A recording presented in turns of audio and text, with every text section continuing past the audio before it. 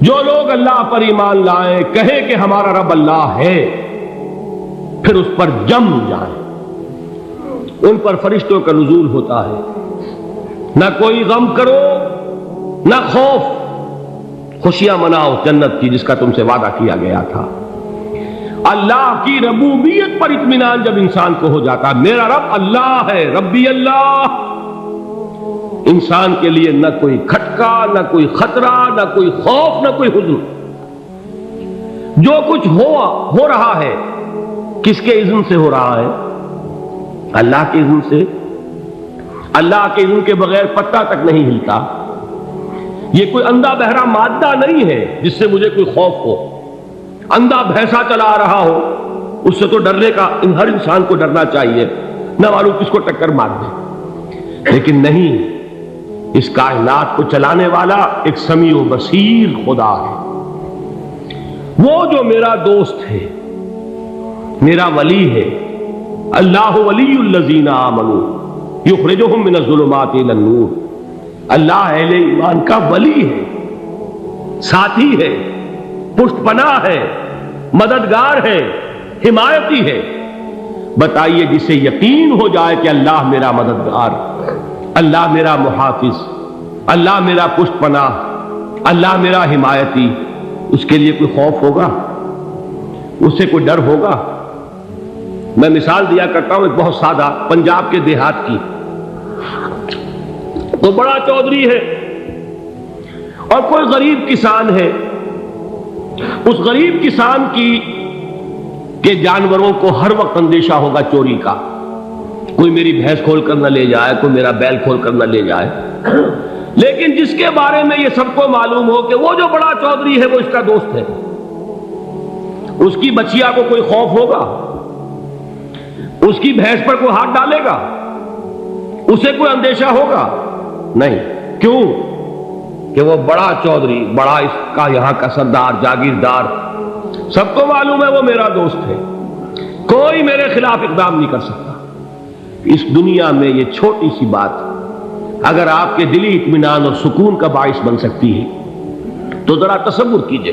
میں لفظ تصور استعمال کروں گا صرف اس لیے کہ اس کا ہم جس کو کہتے ہیں ادراک اور شعور کر نہیں سکتے، اگر کے ساتھ کر سکتے۔ اگر یقین ہو کہ اللہ میرا مددگار اور یقین ہو کہ اللہ ہر آن میرے ساتھ ہے، پھر کوئی خوف؟ کس کا خوف؟ کوئی شے اللہ سے بالا تر ہے؟ کوئی قوت اس سے زیادہ طاقتور ہے؟ کوئی اس کے ارادے کو بدلنے والا ہے؟ کوئی اس کی مشیت کے آڑے آنے والا ہے؟ یہی بات ہے جو حضور نے فرمائی، یہ ایمان کا حاصل ہے لب لباب، کہ دیکھو اچھی طرح اس بات کو ذہن نشین کر لو، اگر تمام انسان مل کر تمہیں کوئی نقصان پہنچانا چاہے نہیں پہنچا سکتے، مگر جو کچھ اللہ نے لکھ دیا ہو، اور تمام انسان مل کر تمہیں کوئی نفع پہنچانا چاہے نہیں پہنچا سکتے، مگر وہ شے جو اللہ نے طے کر دی۔ آپ پھر میں کہوں گا ذرا تاریخ کیجئے، اسے فرض کیجئے، اسے سوچئے، اگر اس حدیث پر ہمارا دل ٹھکا ہوا ہو تو کسی سے ڈر ہوگا؟ یہ مجھے نقصان نہ پہنچا دے، یہ میری رپورٹ خراب نہ کر دے، یہ میری انکریمنٹ نہ رکوا دے، یہ میرا یہ نہ بگاڑ دے، یہ میرے یہ نقصان نہ پہنچا دے۔ اس کا ڈر، اس کا ڈر، اس کا خوف، اس کی خوشامد، اس کے لیے جا کر طرح طرح سے اپنی عزت نفس کو ذلیل کروانا اس کے سامنے، یہ سب کچھ کیوں کرتا ہے انسان؟ جب سمجھتا ہے کہ اس کے ہاتھ میں میرا کوئی نفع ہے، اس کے ہاتھ میں میرے لیے کوئی ضرر ہے، یہ مجھے کوئی غضب پہنچا سکتا ہے، یہ مجھے کوئی نقصان پہنچا سکتا ہے، یہ میرا کوئی کام بنا سکتا ہے، یہ میری کوئی ضرورت پوری کر سکتا ہے، اسی کا نام شرک ہے۔ جہاں آپ نے یہ سمجھا کہ غیر اللہ کے اندر کوئی طاقت موجود ہے، وہی شرک ہے۔ بتوں سے تجھ کو امیدیں، خدا سے نو امیدی، مجھے بتا تو صحیح اور کافری کیا ہے؟ شرک تو یہ ہے۔ جس پر بھی تمہیں یہ خیال ہے، کلمہ ہے یہ کلمہ سوم، لا حول ولا قوت الا باللہ، ذرا اس پر دل کو کبھی اگر آپ تصور کریں، پھر فرض کریں، دل ٹھک جائے اس پر، کوئی طاقت نہیں۔ یہی بات تھی جو شیخ عبد القادر جیلانی رحمۃ اللہ علیہ نے اپنی وصیت میں اپنے بچے سے کہی. 11ویں دینے والے ہیں، لیکن حضرت شیخ عبد القادر جیلانی کی وصیت اور تعلیمات کو کتنے لوگ ہیں کہ جانتے ہو؟ یہ جن مقامات تک پہنچے ہیں وہ کس چیز کی بدولت پہنچے؟ انہوں نے جو پیغام دیا وہ کیا تھا؟ اے میرے بچے، جس طریقے سے قرآن مجید میں حضرت لقمان کی نصیحتیں جو ہے نقل کر دی گئی ہیں، میں یہ عرض کروں گا بالفرض اگر قرآن حضرت عبد القادر جیلانی کے بعد نازل ہوا ہوتا تو شیخ عبد القادر کی یہ نصیحتیں بھی قرآن میں درج ہوتی. اتنی اونچی نصیحتیں ہیں. اے میرے بچے، اس حقیقت کو ذہن نشین کر لے، لا فاعل فی الحقیقت ولا مؤثر الا اللہ. اس کائنات میں نہ کوئی فاعل حقیقی ہے نہ مؤثر حقیقی ہے سوائے اللہ. کسی شے میں کوئی تاثیر نہیں اگر اللہ نہ چاہے. آگ جلا نہیں سکتی اگر اللہ نہ چاہے. پانی ڈبو نہیں سکتا اگر اللہ نہ چاہے. زہر ہلاک نہیں کر سکتا اگر اللہ نہ چاہے. کوئی چیز فائدہ نہیں پہنچا سکتی اگر اللہ نہ چاہے. تو در در پہ کیوں سر جھکاتے ہو؟ در در پر کیوں جبیں سائی کرتے ہو؟ سب کے سامنے کیوں ہاتھ پھیلاتے ہو؟ ایک اللہ سے مانگو.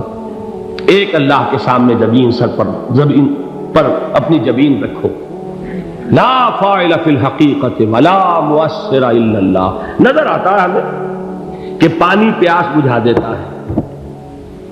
پیاس بجھانے کی صلاحیت پانی میں نہیں ہے، اللہ کے اذن سے. کھانا بھوک مٹا دیتا ہے. بھوک مٹانے کی صلاحیت کھانے میں نہیں ہے، اذن رب میں ہے. دیکھیے یہی یقین تھا. حضرت موسیٰ علیہ السلام کا واقعہ یاد کیجئے. سامنے سمندر آ گیا ہے. قوم دیکھتی ہے پیچھے کہ گرد و غبار کا طوفان. معلوم ہوا کہ فرعون اپنے لشکر سمیت آ گیا. لشکر جب چلتا تھا تیز رفتاری کے ساتھ تو گرد و غبار کا جو طوفان اٹھتا تھا اس کا تصور کیجیے. اور لمحہ بلمحہ وہ قریب آ رہا ہے. پوری قوم نے کیا کہا؟ اے موسیٰ انا لمدرکون. اے موسیٰ ہم کو پکڑے گئے. قرآن مجید نے تو یہاں وہ باتیں نہیں لکھی ہیں، لیکن تورات میں یہ درج ہے کہ بنی اسرائیل جھگڑنے لگے، دست و گریبان ہو گئے موسیٰ کے ساتھ. موسیٰ نے یہاں مروایا لا کر، اس سے تو ہم ہی بہتر تھے. وہاں کھانے کو ملتا تھا، زندگی تو تھی، بیگار ہم کر رہے تھے، موت تو نہیں تھی. اب جو کچھ ہوگا اس کا تصور کرو، جس طریقے سے ہمارے ٹکڑے اڑائے جائیں گے. تو لڑ رہے ہیں حضرت موسیٰ علیہ السلام سے. یہ تورات کی تفصیل ہے. قرآن میں صرف اتنا آیا ہے، پریشان ہو کر انہوں نے کہا انا لمدرکون. موسیٰ ہم کو پکڑے گئے. اس وقت موسیٰ کا جواب کیا ہے؟ کلا ان معی ربی سیہدین. نہیں، میرے ساتھ میرا رب ہے، وہ راستہ دے گا. بتائیے کہاں راستہ نظر آ رہا ہے؟ یہ ہے ایمان بالغیب. راستہ نظر نہ آئے تب اللہ پر یقین ایمان ہے. جیب میں پیسے ہوں اور تب دل کو اطمینان ہے تو ایمان کس پر ہوا؟ پیسے پر، اللہ پر نہیں. جب وسائل و ذرائع نہ ہو اور پھر یقین ہو کہ اللہ مسبب الاسباب ہے، وہ اسباب کا پابند نہیں ہے، وہ اسباب کا محتاج نہیں ہے، اسباب اس کے محتاج ہے. اگر یہ یقین ہے تو اللہ پر ایمان ہے. یہ نہیں ہے تو تمہارا ایمان اسباب پر ہے، وسائل پر ہے، ذرائع پر ہے، مادیات پر ہے، اللہ پر نہیں. اس وقت کہاں راستہ تھا؟ کوئی راستہ تھا؟ سمندر ہے اور ادھر سے لشکر آ گیا ہے. کلا ان معی ربی سیہدین. اب دیکھیے ایمان کہہ دینا آسان ہے، ہوا معکم اینما کنتم. جہاں کہیں بھی تم ہوتے ہو اللہ تمہارے ساتھ ہوتا ہے. لیکن اس کا یقین قائم ہو جائے تو زمین و آسمان کا فرق واقع ہو جائے. یہی بات ہوئی حضور کے ساتھ. غار ہے، چھپے ہوئے ہیں محمد رسول اللہ اور آپ کے وہ یار غار ابو بکر صدیق رضی اللہ تعالی عنہ. اقبال نے حضرت ابو بکر کی شان میں چند اشعار کہیں صرف، لیکن واقعہ یہ ہے کہ بھاری بھاری نظموں پر اور قصیدوں پر بھاری ہے. طویل ترین نظمیں اور قصیدے ہوں ان پر بھاری ہے. ہمتیں ابو بکر کی ہمت جو ہے کشت ملت را چو ابر، جیسے بارش سے کھیتی اپجتی ہے، ابو بکر کی ہمت اور عزیمت اس امت کو اسی طرح سینچنے والی ہے۔ ثانیے اسلام و غار و بدر و قبر، وہ دوسرے تھے اسلام میں، دوسرے پہلے کون تھے؟ انا اول المومنین، حضور فرماتے سب سے پہلا ایمان لانے والا میں، دوسرے ابو بکر۔ ویسے ہمارے ہاں یہ چلتا ہے اختلاف، حضرت علی پہلے ہیں کہ حضرت ابو بکر پہلے ہیں، لیکن اس میں بڑی خوبصورت تطبیق قائم کی ہے علماء نے، اور بہت صحیح ہے۔ چار کے بارے میں فیصلہ ہی مت کرو کہ کون پہلے، ان کی ایک عجیب تقسیم کر دی ہے۔ آزاد مردوں میں، بالغ مردوں میں سب سے پہلے ابو بکر، بچوں میں سب سے پہلے علی، خواتین میں سب سے پہلے خدیجہ، اور غلاموں میں سب سے پہلے زید بن حارثہ۔ بڑی پیاری تقسیم ہے، یہ چاروں ہی پہلے ہیں، ہر ایک کے لیے اولیت ہے۔ اور واقعہ یہ ہے کہ اگر زمانی اعتبار سے تعین ہوگا تو پہلے خدیجۃ الکبریٰ آئیں گی رضی اللہ تعالی عنہ، کسی اور سے بات کرنے کی نوبت بعد میں آ سکتی ہے، پہلے تو اہلیہ محترمہ سے بات ہوئی، آتے ہی پہلی وحی ہوئی ہے، ابھی تبلیغ کا حکم نہیں تھا۔ کس کو بتایا واقعہ؟ ابھی اپنی نبوت کی تبلیغ کا تو حکم ہی نہیں آیا، واقعہ کس کا ہے؟ وہ خدیجہ کا ہے۔ جب کہا ہے کہ خشیت علی نفسی، مجھے اپنی جان کا اندیشہ ہے، تو کیا جواب دیا خدیجہ نے رضی اللہ تعالی عنہا؟ وہ صدیقۃ الکبریٰ ہے، صدیقات جو ہے خواتین ان میں چوٹی پر خدیجۃ الکبریٰ ہے رضی اللہ تعالی عنہا، اور صدیق جو مرد ہیں ان میں صدیق اکبر ہے ابو بکر صدیق رضی اللہ تعالی عنہ، لیکن صدیقات میں چوٹی پر۔ جب حضور نے فرمایا خشیت علی نفسی، کیا فرمایا، کیا عرض کیا، کیسے تسلی دی؟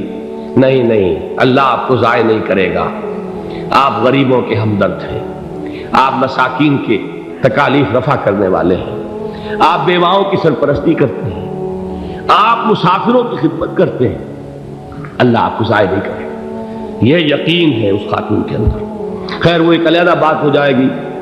میرے دل پر حضرت خدیجہ رضی اللہ تعالیٰ عنہ کی شخصیت کا بڑا گہرا نقش ہے، جو وہ کوئی اور ہی وقت اور موقع ہوا تو بیان ہوگا۔